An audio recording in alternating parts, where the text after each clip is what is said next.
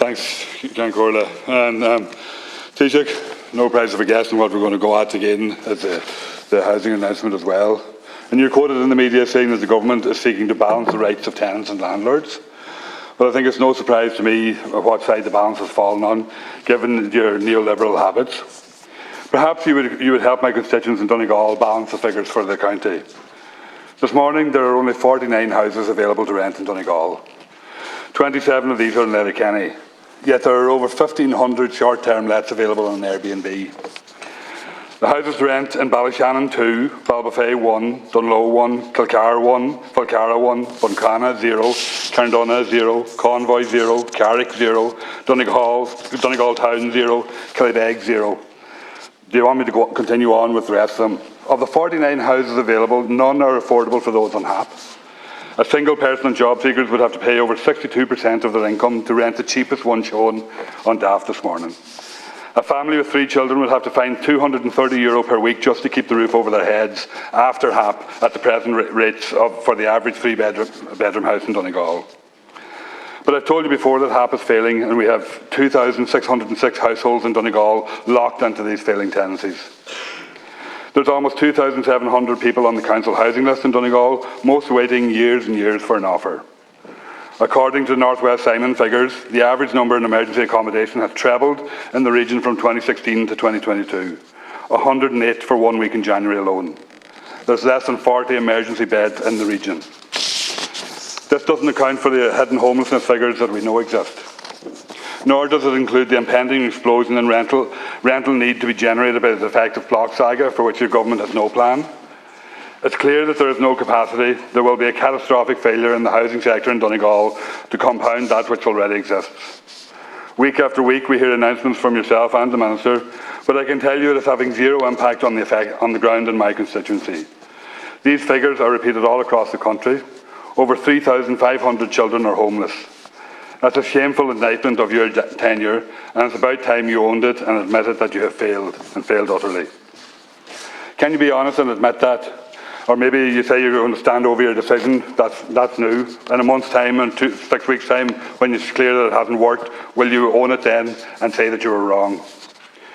You need to build public housing. That's the only way we do it. And we need to end this eviction ban, keep this eviction ban in place so that nobody can go into homelessness and there is no houses there for them to be met. And that's the reality of the situation, Taoiseach. And that's what you have to admit and live up to. Thank you, Deputy Pringle. Taoiseach. Thanks, Deputy. I'm not sure if I was quoted accurately on that. I don't believe this is about weighing up the balance of landlords and renters as if it's one versus the other. I don't believe that at all.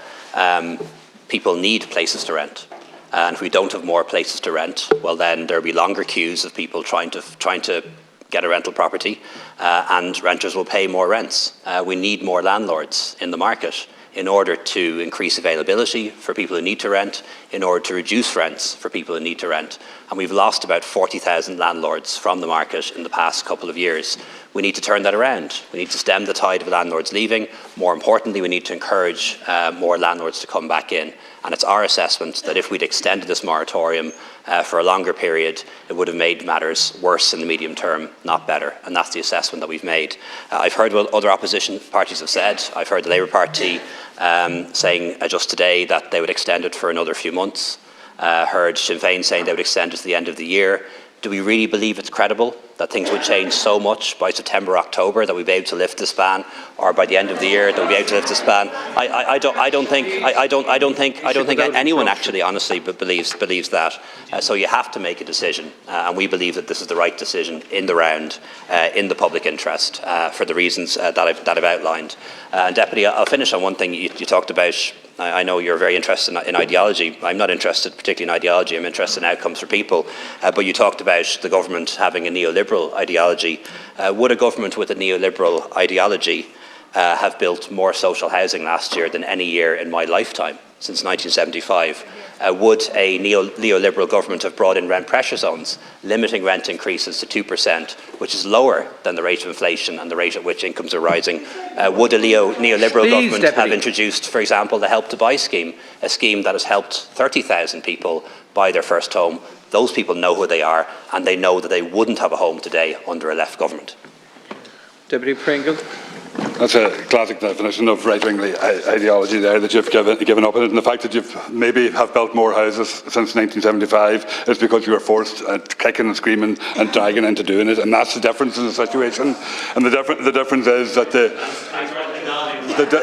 difference is that we would keep homeless people in houses on the temporary basis while the houses have been delivered and been met, which you aren't doing.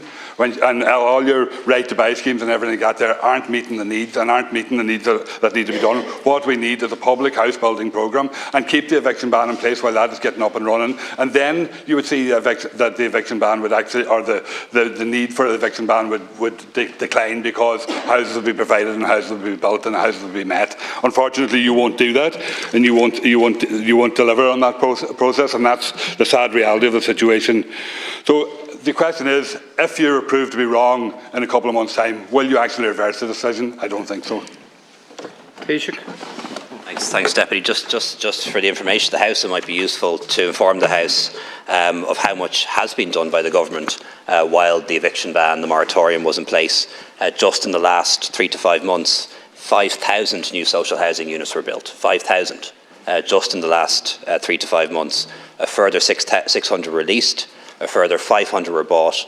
1,500 voids were returned to use. An additional 500 emergency beds were provided, and an additional 150 cold weather beds were provided too. So nobody can say, at least not factually and honestly, that the government didn't act while the moratorium was in place, both to increase additional social housing, permanent housing and emergency housing as needed.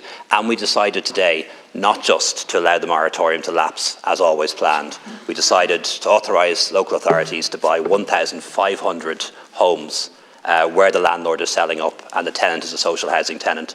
To put that into context, we have about 1,600 homeless families in the state. So the fact that we're willing to buy 1,500 homes from landlords who are selling up to prevent people becoming homeless is a significant decision as well, and has to be seen as part of the announcement today.